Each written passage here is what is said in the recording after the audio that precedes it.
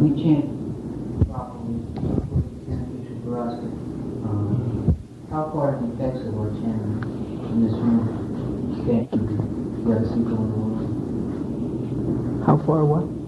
Does this affect other people too? There was one article in the newspaper that said that our chanting is purifying. Prabhupada said that. Said that? Said if even a small portion of the world becomes Krishna, it changes the whole atmosphere.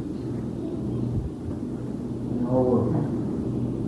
That's indicated, for instance, in the story of Lot, Sodom and Gomorrah.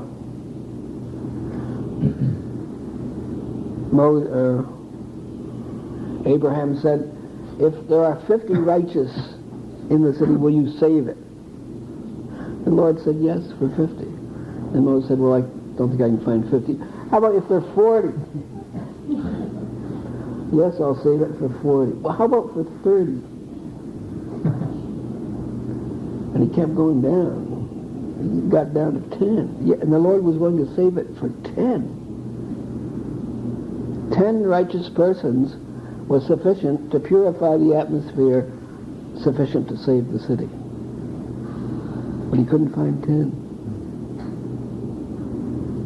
I have a friend who's Jewish, and he said that they have a custom for Jewish people. He just joined what they call a minyan. He goes, he's a psychiatrist. He goes to work every day, and at noon he comes together with a group of people for a prayer group. And if they don't have 10 people or 11 people or something, then they can't have the prayer group. They all go home. So they make it that serious that they try to get at least 10 of us together. Yeah, their kirtan must be. And Christ said, where 2 or 3 are gathered together in my name, there am I in the midst of them. Prabhupada used to give class to the 4 walls and record himself.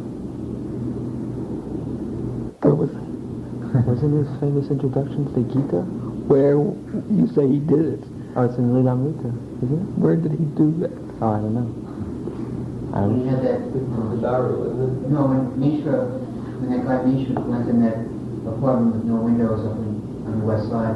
Oh, that office where it got broken into? When Prabhupada first came to New York, he was taking his meals in the shower at Mishra's Riverside Drive penthouse.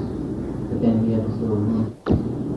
That time, wasn't there some special feast or something, or a lecture, and the devotees complained that no guests had come, and Prabhupada said, didn't you see Narada Muni? Didn't you see Lord Brahma?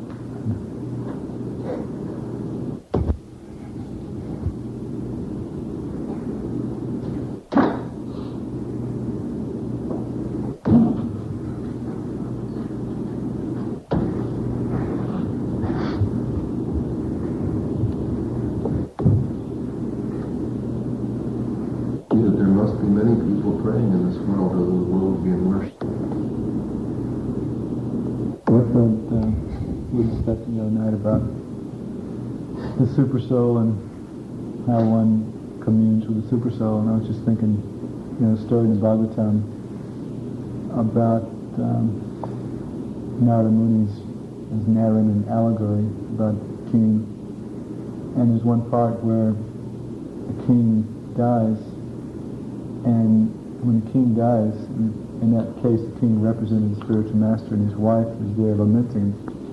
And then the super soul begins to speak to her and, console her and say, don't you remember in the past that you had a very dear friend, and, and he consoled her that way. And also thinking about in the Bible, when